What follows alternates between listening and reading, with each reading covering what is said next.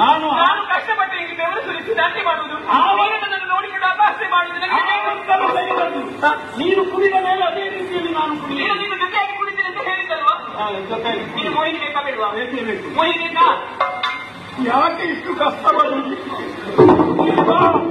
ನಾವು ಮದುವೆ ಆದ ಮೇಲೆ ಕುಡಿಯುವ ಹಾಗಾಗುತ್ತಿಲ್ಲ ನೀನು ತೋರಿಸಬೇಕು ಆಮೇಲೆ ಮದುವೆ ಆಗಿದೆ ಬೇಗ ಬೇಗ